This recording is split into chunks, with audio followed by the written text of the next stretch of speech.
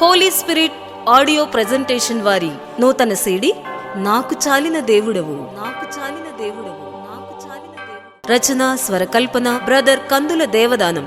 గానం ఎస్పి బాలసుబ్రహ్మణ్యం. సంగీతం గుటికల జాషువా.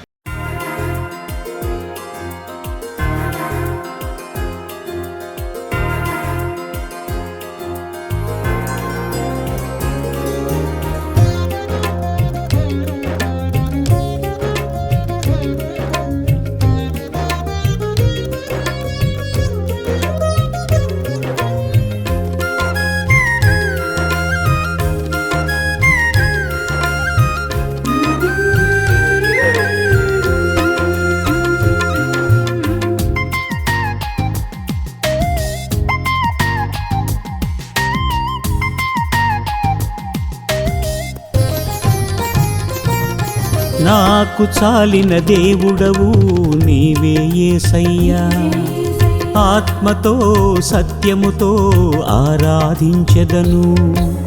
నాకు చాలిన దేవుడవు నీవే యేసయ్యా, ఆత్మతో సత్యముతో ఆరాధించెదను. నా ఆరాధనకు యోగ్యుడవు, నా స్తుతులపై ఆశీనుడవు. నా ఆరాధనకు యోగ్యుడవు, నా స్తుతులపై ఆశీనుడవు. నీవే యేసయ్యా, నీవే యేసయ్యా, నీవే యేసయ్యా, నీవే యేసయ్యా. నాకు చాలిన దేవుడవు నీవే యేసయ్యా, ఆత్మతో సత్యముతో ఆరాధించెదను.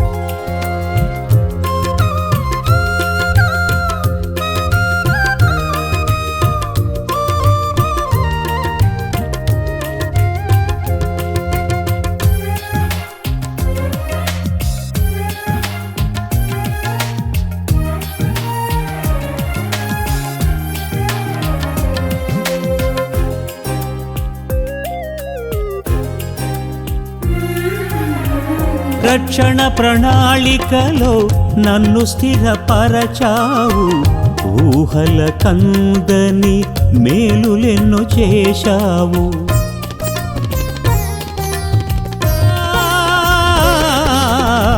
రక్షణ ప్రణాళికలో నన్ను స్థిరపరచావు, ఊహల కందని మేలులెన్నో చేశావు.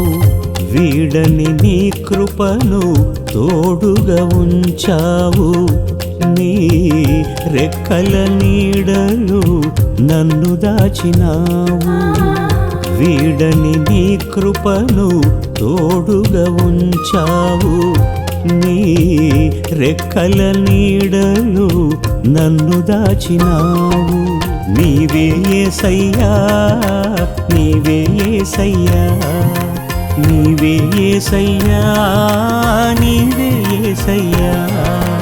నాకు చాలిన దేవుడవు నీవే యేసయ్యా, ఆత్మతో సత్యముతో ఆరాధించెదను.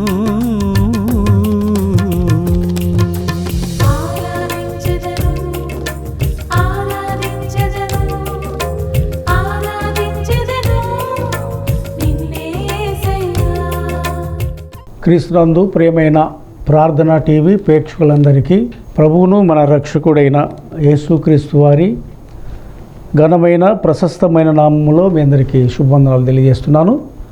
బాగున్నారండి? ఓకే, రండి ఇక దేవుని వాక్యములోతునకు వెళ్దాం. ప్రభు పరిశుద్ధాత్మ దేవుడు మనతో ఏం మాట్లాడని ఉన్నాడో ఆ వాక్యము వైపునకు మన హృదయం త్రిప్పుదాం. వినగల చెవి, గ్రహించగల హృదయం మనకు అవసరం కనుక మన హృదయాన్ని సిద్ధం చేద్దాం, మన చెవులను సిద్ధం చేద్దాం. వాక్యాన్ని వినటం ద్వారా మనకు విశ్వాసం కలుగుతుంది. కనుక దేవుని యొక్క సొత్తైన ప్రజలారా, ఇక వాక్యము లోతునకు వెళ్తున్నాను.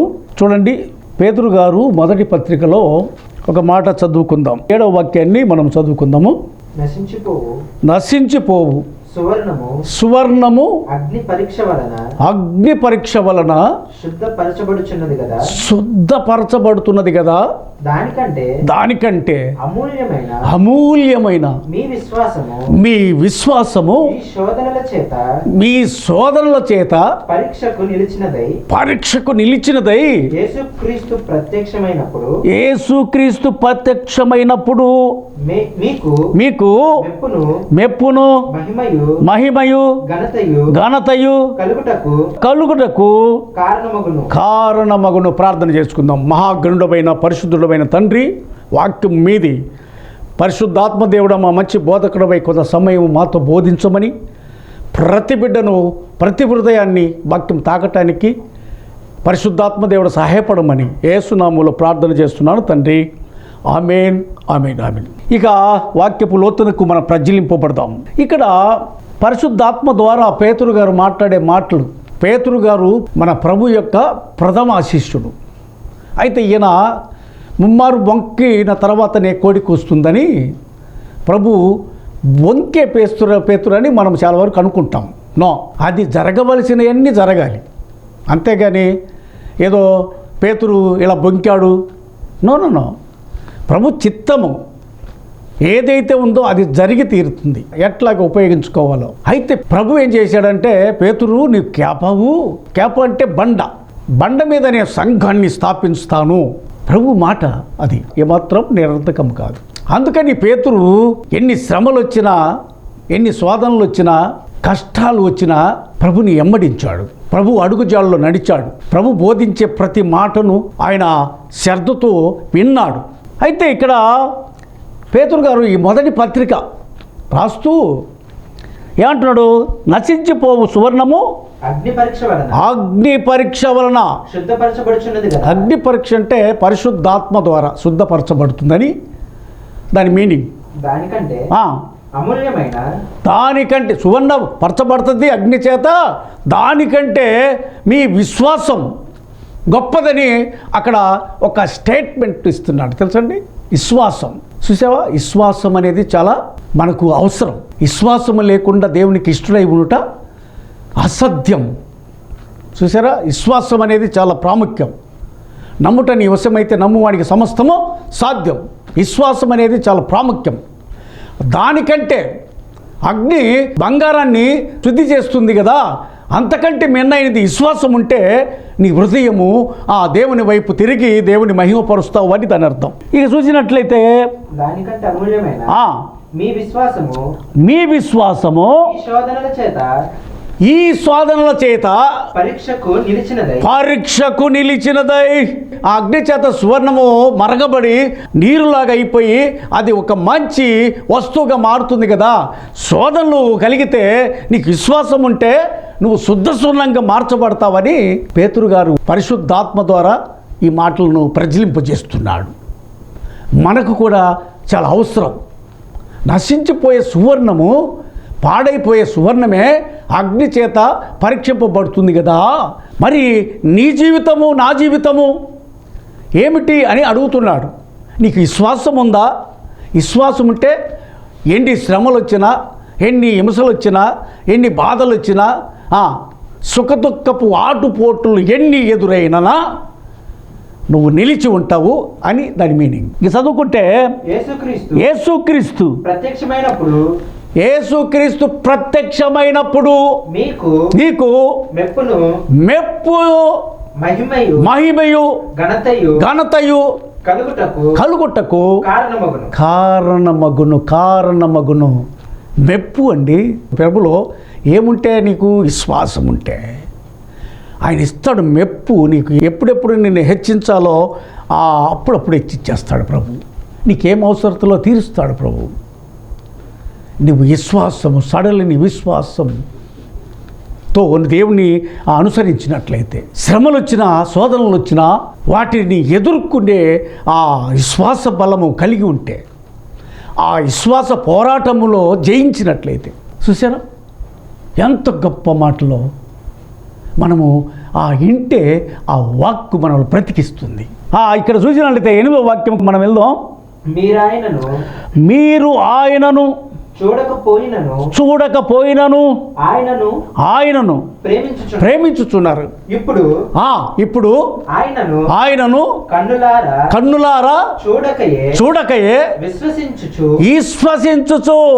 మీ విశ్వాసమునకు ఫలమును అనగా ఆత్మరక్షణను పొందుచు మహిమాయుక్తమునై సంతోషము గలవారై ఆనందించుచున్నారు. చెప్పన సఖ్యము కానీ మనకు సంతోషము, ఆనందము ఇవన్నీ కలగాలంటే ప్రభుతో మన విశ్వాస జీవితం, మన విశ్వాస ఈ నావ ఈ లోకమనే సముద్రంలో ప్రయాణం చేస్తున్నా మన చిన్న ధ్వని ఆటుపోట్లు ఎదురవుతాయి, సుఖదుఖపు ఆటుపోట్లు. అప్పుడు మనం విశ్వాసము కాపాడుకోవాలి. ఇది బోధించాడు అపోస్తులైన పేతురు గారు. మనకు కూడా పరిశుద్ధాత్మ దేవుడు ఇప్పుడు బోధిస్తున్నాడు. ఎట్లా ఉండాలని చెప్తున్నాడంటే, నశించిపోయే సువర్ణమే అగ్ని చేత పరీక్షింపబడి శుద్ధస్వంగా మార్చబడుతుంది. అట్లాగనే నీ విశ్వాసము అంతకంటే ఎక్కువగా ఉండాలి అని బోధిస్తూ ఉన్నాడు. ప్రియా దేవుని బిడ్డలారా, దేవుని యొక్క సొత్తైన ప్రజలారా, మనము ఎలాగా ఉన్నాం? మన జీవితం ఎలా ఉంది? మన విశ్వాసము ఊగిపోతుందా, సడలిపోతుందా, లేకపోతే స్థిరంగా ప్రభుని ఆనుకొని హత్తుకొని ప్రయాణిస్తుందా? మన ఎదుట ఉంది, మనమే అన్వేషణ చేసుకోవాలి. ప్రభుని కలిగి జీవించితే ప్రభు మెప్పు పొందుతామని వాక్యం సెలవిస్తూ ఉంది. ప్రభు మహిమను పొందుతామని వాక్యం సెలవిస్తుంది. ప్రభుతో జీవిస్తే ఉన్నతమైన శిఖరాలపై ప్రభు కూర్చుండబెడతాడని వాక్యం సెలవిస్తూ ఉంది. ఇక్కడ మనం గమనించినట్లయితే 9వ వాక్యంలోకి వెళ్తే, అప్పుడు ఆయన ఆయనను కనులారా చూడకయే విశ్వసించుచు మీ విశ్వాసమునకు ఫలమును అనగా ఆత్మరక్షణను చూసారా? ఆత్మరక్షణ. నేను 92వ సంవత్సరంలో బాప్తిసం పొందాను. ఈ క్యాసెట్లు చేసేటప్పుడు ఆత్మరక్షణ అని ఈ క్యాసెట్ పేరు పెట్టాను. ఆత్మకు రక్షణ కావాలి. ముందు మన ఆత్మకు రక్షణ ఉంటే మనము ఎవరితో ఎలా మసులుకోవాలో, ఎక్కడికి ఎలా వెళ్ళాలో, ఎవరితో ఏం మాట్లాడాలో, ప్రభుతో ఎలా జీవించాలో, ప్రభు సన్నిధిలో ఎలా నిల్చోవాలో ఇవన్నీ ప్రభు మనకు నేర్పిస్తాడు. ఆత్మరక్షణ. ఈ ఆత్మరక్షణ చాలా ప్రాముఖ్యం. దేశానికి రక్షణ కాదు, ఇతరత్ర భూలోక మొత్తానికి ఎక్కడ రక్షణగా లేదు. మన ఆత్మకు రక్షణ ఉంటే మనము దేవుని కొరకు జీవిస్తాం, దేవునితో మనము అంటుకట్టబడి ఉంటాం. అది ఆత్మరక్షణ. మన ఆత్మలో, మన హృదయములో పరిశుద్ధాత్మను ప్రజ్వలింపబడుతూ ఉంటే దేవుణ్ణి నిత్యము కొనియాడుతూ ఉంటాం, ఆయన్ను ఆరాధిస్తుంటాం, ఎలుగెత్తి దేవుణ్ణి మహిమపరుస్తాం. ఈ ఆత్మ వెలుగుతూ ఉంటే, ప్రజ్వలింపబడుతూ ఉంటే, ఆత్మరక్షణ పొంది మనం జీవించినట్లయితే మన విశ్వాసాన్ని మనం కాపాడుకుంటాము. రక్షణ అనేది మనకు అవసరం. రక్షణ ప్రణాళికలో నన్ను స్థిరపరచావు, ఊహలకందని మేలులెన్నో చేశావు, విడని నీ కృపను తోడుగా ఉంచావు, నీ రెక్కల నీడలో నన్ను దాచినావు. నీవేసయ్యా, నీవేసయ్యా, నీవేసయ్యా, నీవేసయ్యా, నాకు చాలిన దేవుడవు నీవేసయ్యా. ఆత్మతో సత్యముతో ఆరాధించెదను. రక్షణ ప్రణాళికలో ఉంటే ఇక తిరుగులేదు. మనకు సంతోషము, ఆనందము, ప్రభు ఇస్తాడు అంతే. ఈ 10వ వాక్యంలోకి వస్తే మనము మీకు కలుగు ఆ కృపను గూర్చి ప్రవచించిన ప్రవక్తలు ఈ రక్షణను గూర్చి పరిశీలించుచు తమ యందున్న క్రీస్తు ఆత్మ క్రీస్తు విషయమైన శ్రమలను గూర్చి వాటి తర్వాత కలుగబోవు మహిమలు. ఇప్పుడు శ్రమ వచ్చిందనుకో, ఒక్క కీడు జరిగితేనంట 4 మేళ్లకు సరిపోయే ఇది దేవుడు మనకు అనుగ్రహిస్తాడంట. మనకు కీడు వచ్చిందని కుంగిపోకుండా, విశ్వాసంలో సడిలిపోకుండా మనం జీవించినట్లయితే 4 మేళ్ళు దాచబడి ఉంటాయంట. ప్రభు యొక్క బ్లెస్సింగ్, ప్రభు యొక్క ఆశీర్వాదములు కుమ్మరించబడతాయి, దీవెనలు. మనం కుంగిపోకుండా ప్రభుని ఆరాధించగలిగే ఆ సమర్థత కలిగి ఉంటే, రక్షింప నేరక ఉండునట్లు యెహోవా హస్తము కురచగలేదంటాడు యెషయా భక్తుడు. ఇక్కడ గమనించినట్లయితే తమ యందున్న క్రీస్తు ఆత్మ క్రీస్తు విషయమైన శ్రమలను గూర్చి వాటి తరువాత కలుగబోవు మహిమలను గూర్చి ముందుగా సాక్ష్యము ఇచ్చినప్పుడు ఆ ఆత్మ ఏ కాలమును ఎట్టి కాలమును సూచించుచు వచ్చునో దానిని విచారించి పరిశోధించిరి. అది విషయం, మనం పరిశోధించాల. ప్రభు ఎట్టివాడు రుచి చూచి వెరిగి తిని యెహోవా ఉత్తముడు అని. మన దేవుడు ఉత్తముడు. ఆయన ఉచితమైన కృప మనకు తోడుగా ఉంటుంది. ఆయన శాశ్వత ప్రేమ మనతో ఇమిడి ఉంటుంది, అంటుకట్టబడి ఉంది. దేనికి ఇక మనము భయపడాలి? ఎవరికి భయపడాలి? మనకు ఇచ్చిన జ్ఞానము దేవుని జ్ఞానం, ఇది వేచిన వరములు. కనుక ప్రియా దేవుని బిడ్డలారా, నా ప్రియ దేవుని సొత్తైన ప్రజలారా, మనం ఎవరికి భయపడాలి? అపవాదికి ఏమాత్రం చోటు ఇవ్వకూడదు. అపవాది పిల్లలకి మనం భయపడకూడదు. అందుకనే ఆత్మపూర్ణుడై పేతురు గారు, దైవజనుడు, అపోస్తులుడు, ఆయన అనేక సత్యములను బోధించి అన్యుల కాడికి వెళ్ళి సువార్తను ప్రకటించి అన్యులకు పరిశుద్ధాత్మను పంచిపెట్టాడు. మనము బోధించాలి. ఆ ఆత్మ ఒకే రీతిగా ఉంటుంది. పరిశుద్ధాత్ముడు మనతో సర్వసత్యములు బోధిస్తాడు. ఏ హృదయమునకు కావలసిన జీవవాక్యాన్ని పంచిపెడతాడు. పరిశుద్ధాత్ముడే పంచిపెడతాడు. హృదయములను వికసింపజేస్తాడు, పరిమళింపజేస్తాడు, తెరుగుబడితోటి చేస్తాడు. హృదయాన్ని వాక్యము చొచ్చుకుని తట్టు చేస్తాడు పరిశుద్ధాత్మదేవుడు. వాక్యం బ్రతికిస్తుంది మనవల. వాక్యం మనల్ని తెప్పరిల్ల చేస్తుంది. వాక్యము మనల్ని మన పాదములకు దీపమై మనల్ని నడిపిస్తుంది. కనుక ప్రియ నేస్తమా, ఈ చల్లని వేళలో ప్రభు మెల్లని స్వరం మనకి వినిపిస్తుంది. ఆయన మూలంగా సమస్తము కలిగింది. కలిగి ఉన్నది ఏది ఆయన లేకుండా కలగలేదు. అది విషయం. పరిశుద్ధాత్మదేవుడు మనలను సర్వసత్యములకి నడిపిస్తూ ఉన్నాడు. ఆయన మనతో ఐక్యమై మనలను కాపాడుతూ సంరక్షణ చేస్తున్నాడు. మనకు కావలసిన ఈవులను సఫలీకృతం చేస్తున్నాడు. మనకి ఏది అవసరంతో తీరుస్తున్నాడు.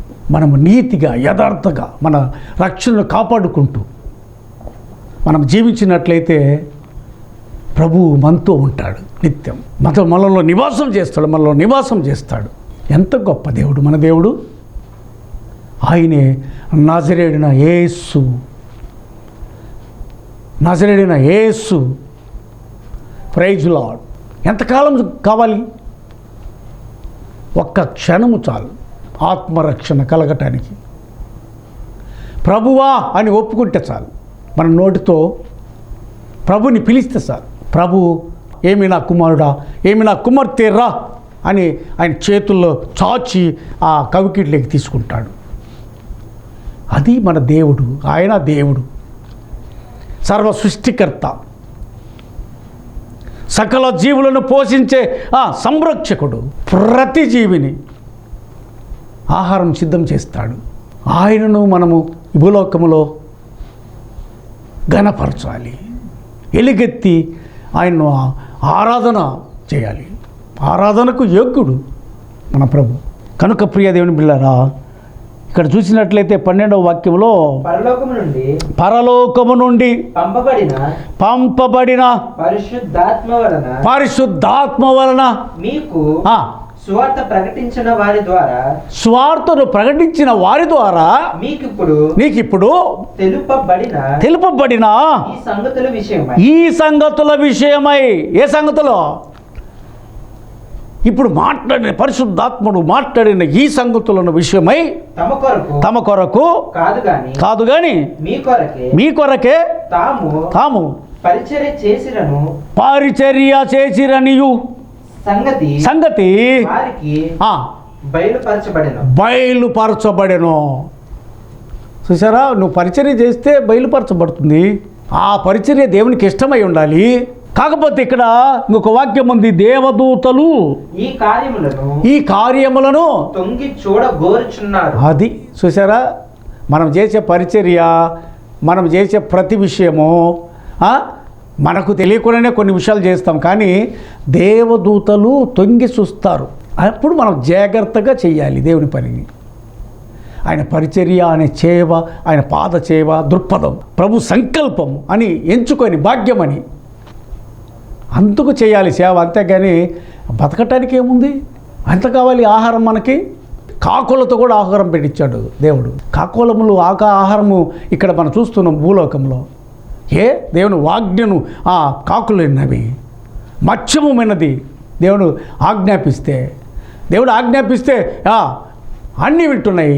మరి దేవుడు సృజించుకున్న మనము వినకపోవటం ఏంటి? అసలు దేవుని వాక్యాన్ని శ్రద్ధగా వినాలి.